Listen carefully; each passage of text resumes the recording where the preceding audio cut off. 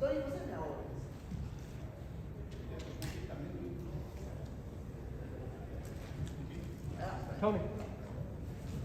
Oh, what's up, Belly? Is that Billy? Who's Billy? Ellie. Just finish your water first.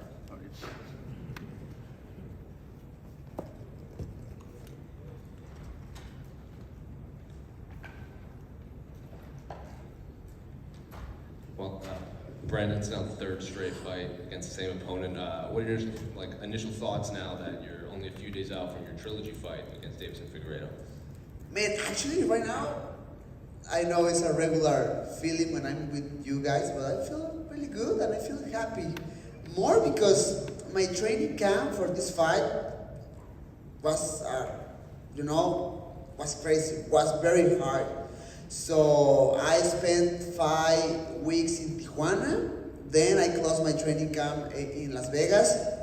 And man, obviously right now I'm on diet, I'm not eating too much. But man, I'm just so happy to put end of this and start to move my career, right? So man, I'm enjoying this.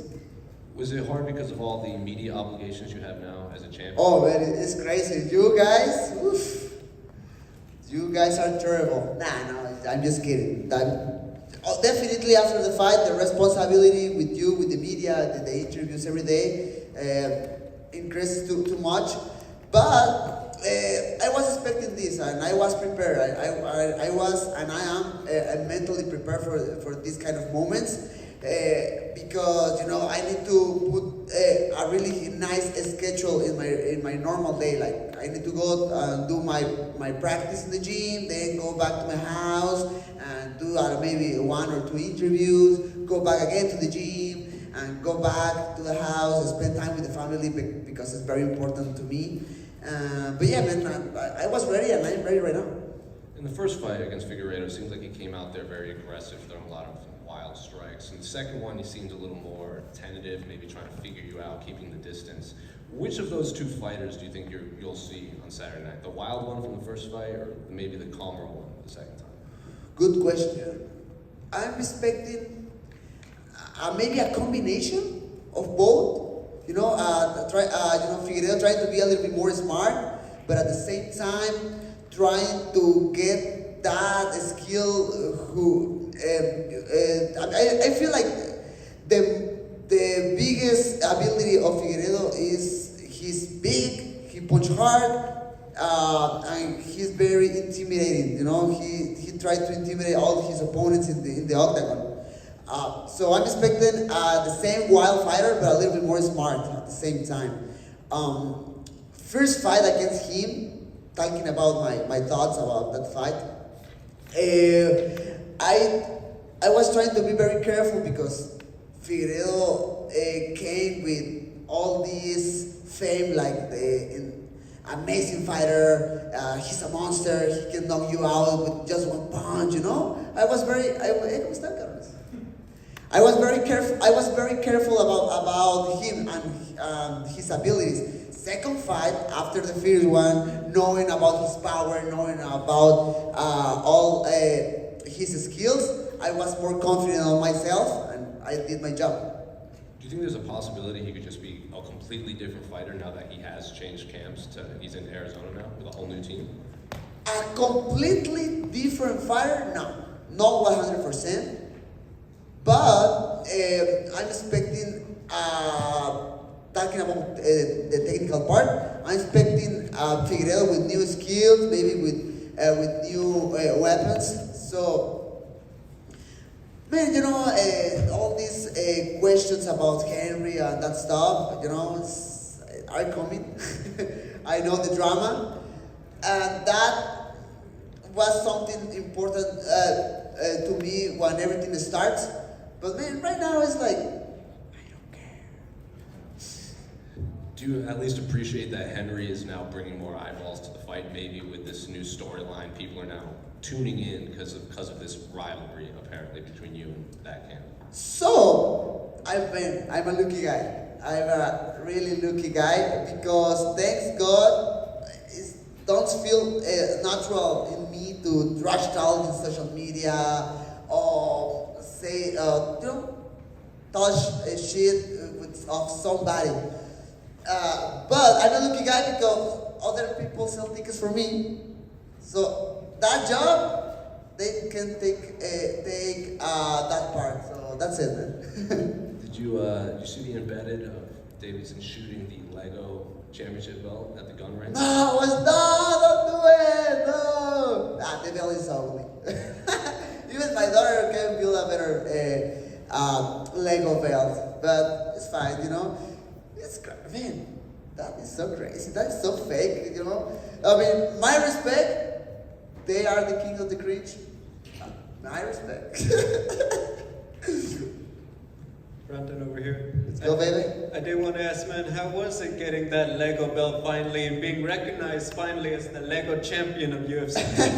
Man, it was awesome because you need to watch the belt in person, man. It's huge, it's nice, it's perfect. In total was 2,000 pieces, I think so. So yeah, man, everything was a surprise for me. A local artist from Vegas go with the UFC and all the history. I went to the Apex. They, hey, you need to come at 2 p.m. To the Apex. Like, okay. I went there. A few cameras. Like, why we need cameras? And then put your mic. And why do I need a mic? Why do I need a mic? We need to go to the Octagon. Okay. I don't know why, but let's go. And the artist was there, like, hey man, we know you are the champion, and we know also you are a really huge Lego fan. So this is for you. And then, man, awesome moment. I really appreciate that kind of moment for the UFC and the artist.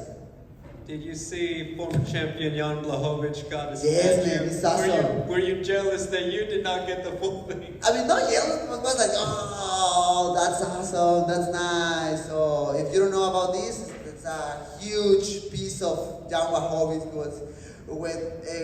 with his belt. Was nice. When I spoke to you last year, you talked about you go back to the gym and the champion is here and all that. You're like, nah, man, I'm just Brandon. Now that it's been a lot of time, now that you've had a camp, have people calmed down, or is it hard to get people to treat you as just Brandon and not El Campeón? Oof. So the people can see on me something special, like, I understand, the belt and all that stuff, all the fame around the world, specifically talking about Mexico too. But in my mind, I think that helped me so much with my mental health. Just try to be like me, like the same person, the same guy who was trying to get an opportunity for the title.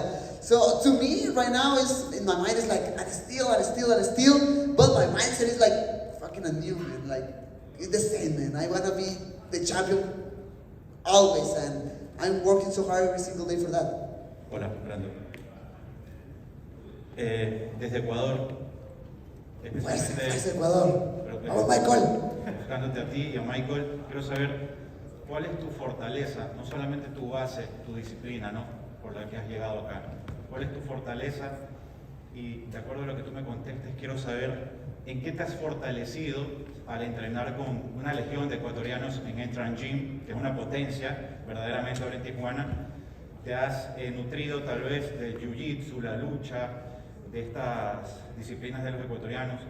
Y espero que no te pongas celoso porque yo sé que eres el protagonista, pero ¿qué podemos esperar de Michael Morales en las preliminares de UFC 270? Tal vez va a ganar en el primer asalto. ¿Cómo lo ves tú?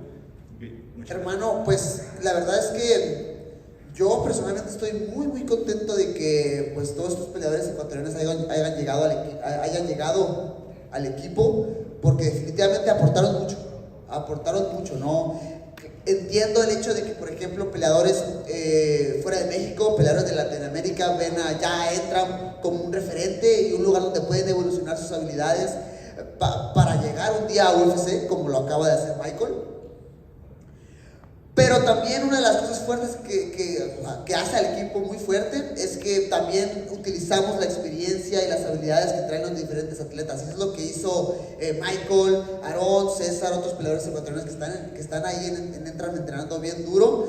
Y nada, yo estoy bien contento por Michael, ¿no? Mira hasta dónde ha llegado, llegó a Entram y en algunos meses consiguió la oportunidad en el Contender Series y después saltó a la UFC. Eso me pone bien contento por él. Creo que va a ser una muy buena noche para él porque él es una persona muy atlética. Él es un atleta nato y creo que también tiene la mentalidad correcta y eso le va a ayudar mucho este sábado. Fortaleza. Mi fortaleza mental. Yo creo que eso es la diferencia entre todo lo demás. O sea, independientemente de la técnica, independientemente de la condición física, creo que mi mente me ha llevado a pasar ciertos obstáculos en mi vida que me tienen hasta donde estoy ahorita. Brandon, aquí para el periódico Frontera de Tijuana. ¡Eso! Brandon, ¿cómo te sientes de estar aquí en esta función acompañado de otros 3 compañeros, de ver entrar Gym con 4 representantes? Y una segunda pregunta, ¿qué crees que se hizo, ya lo hablabas un poquito, estos últimos años para llegar al nivel que soy? Porque muchos lo consideramos el mejor gimnasio de Carnal, y me pone bien contento que tú estés aquí, güey, porque eso me dice que estoy haciendo cosas chidas, que estoy haciendo cosas bien. O sea, ¿qué pensar de un periódico local en Tijuana? Entiendo que Tijuana está a hora 40 sin tráfico de aquí, pero nada, que ya volteen a ver las artes marciales mixtas y que hablen de mi carrera, de Entram, de mis compañeros. O sea, hace 5 años a lo mejor se hablaba ya de que UFC llegaba a México y por ejemplo, hubo 1 o 2 carteleras donde pusimos a mucha gente de Entram en una cartelera local en el país, pero ahora es un pago por evento donde tienes un campeón 100% mexicano de Entram de Tijuana y otros 3 compañeros del mismo gimnasio. Hace 5 años ni pensar en eso, o sea, y ahorita estamos haciendo las cosas chido y eso me pone contento. Brandon, you have this opportunity now to bring guys from your gym along to fight with you. You've been giving them a lot of shine this week. What does it feel to you to sort of be a trailblazer in that regard, that now you have the ability to, help other guys get to this level as well? Man, I mean, first of all, talking about my own work, I'm doing something good. I'm doing something good. I said this before. When I'm starting this, I start this just because I want to be the best and I want to do it for myself. Then other people start to come to my life, my wife, my daughters. But when you start to go forward in this journey, other people can get some benefits, all right? So I'm so happy my job is helping other guys to get their own dreams. So right now, like you say, we are 4 guys from the same gym in Tijuana, Mexico. It's very close from here. It's 40 minutes far, for the border. Think about it. Maybe 4 or 5 years ago, that possibility was 0, and now we are doing history right now. You mentioned that you're fighting close to home at this point. It's about as close as you can get. But do you expect that there to be a lot of fan support for you here? And we thought that you were going to fight in December, actually. So how do you feel about actually having the opportunity to fight even closer? Man, actually, I'm so excited for tomorrow, for the press conference with the people, because that moment can give me a little idea about next Saturday. Right now the arena is sold out. Again, Tijuana is very close, and in Anaheim we have a huge Mexican fan base. Oh, man, I'm just waiting for those moments. And just last one. The first fight with Figueiredo was the greatest flyweight fight probably ever in the UFC. How much did you learn from that one, and how important was that experience that allowed you to get the finish in the second fight, and how will that also help you on Saturday? Man, like I said before, the first fight against Figueiredo, I was very careful because Figueiredo was doing an amazing job before with their other opponents. So I was very careful in the first fight. Second fight, after the first one, I get a lot of confidence, man. Like, man, I can get the punch of this guy. I can wrestle with him. I can do some grappling with him. Like, I can go to the ground with this guy. Man, so my confidence was on point. And right now, my confidence is even bigger. Again, I know this drama. He changed all his training camp, and I feel like he need to do that, you know, because if he was doing the same thing for this fight, I mean, we already know the result of the fight. But he did well. I mean, he went to other places to try to get a new knowledge. But man, I'm prepared for that, man. I'm prepared for that. Brendan, after your last fight, you went to visit Canelo. Tell me, what did he tell you? Man, that guy is awesome. That guy is an amazing athlete, and not just an athlete, he's an amazing person. I mean, we don't talk too much. It was a little conversation. He told me a little bit about life, about what happened when you go to the top, and then all the fame, the money, and everything starts to come to your life. So be careful with that, you know. Be focused in what you want in your life, because a lot of distractions are coming now. So that was about that conversations, and I really appreciate it because I feel like I have the enough experience right now. I mean, 28 years old right now, but I feel with enough experience to get out that challenge. Now, over the last few weeks, you've gone crazy viral. Thousands and thousands of people. That little clip, maybe not today, maybe not tomorrow. Tell me about that, and how does it feel to go viral and inspire everybody, not only MMA fans? Man, that clip is viral. Even right now, I'm still watching that video, you know, on TikTok and Instagram. That interview was 2017 when I beat Dustin Ortiz. And man, yes, man, I was like focused on my final goal. Like, I want to be champion, and I will be champion one day, and that's it. And it's curious because after that fight, I start to lose, and UFC released me, and a lot of bad things start to happen in my life. But man, this life is about perseverance and discipline, and you know, I'm a live example of that, and I want to show more good things to the world. My last question, tell me about your team, Tony Diaz and everybody else. How much did they help you? Tony Diaz, this guy. What can I say about Tony Diaz? It's a little bit old. Actually, today is his birthday. Say congrats. And that's it. Thank you. Brandon, right here. I know you've talked a lot about the strategic side of this, fighting Davison 3 times in a row. What about the historical side? I mean, 3 fights in 406 days. This has never happened before. Might not ever happen again. Does it feel like you're in something special, or is that something you can only reflect on after? No, this moment definitely is special. You know, I feel like this trilogy is helping me too much with my legacy, because. Yeah, like you say, I mean, this is the first time in the history of the UFC. We saw another trilogies before, but not in a row, like 1, 2, 3 at the same time. So, man, I have to.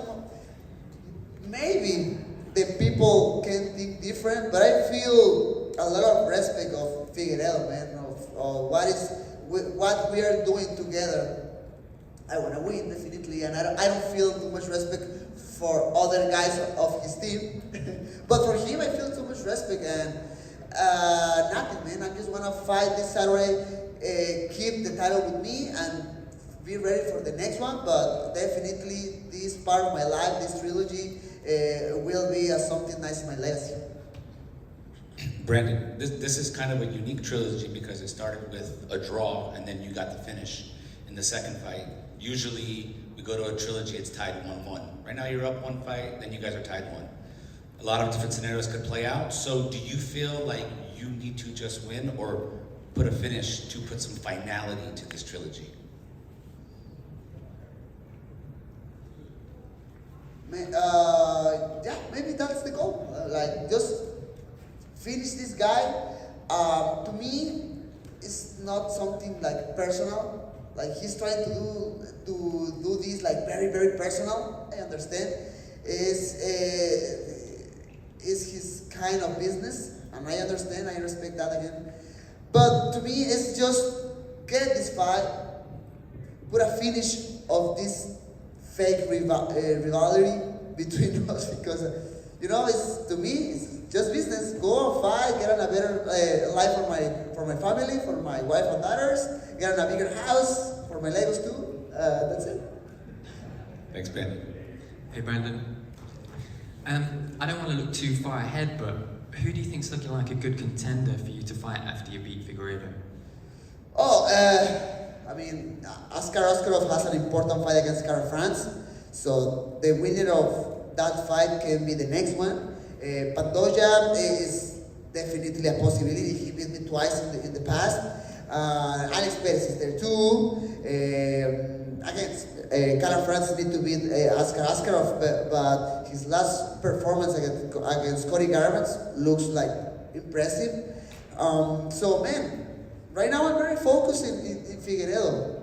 Very, very focused in Figueiredo, but I'm a Spanish analyst too, so I love to watch the other contenders in my division, and I can see these names in the future.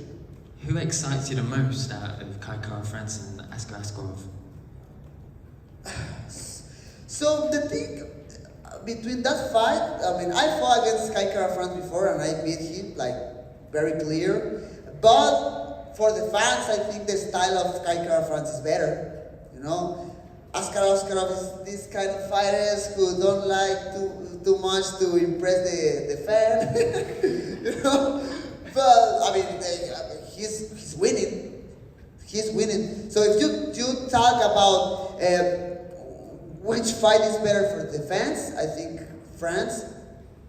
But I think Askarov is better for my legacy. So my personal thoughts. So that's it. Thank you. Good luck this Saturday. That's all right. Thank you. Thanks, guys. Woo-hoo! Let's go, guys. See you.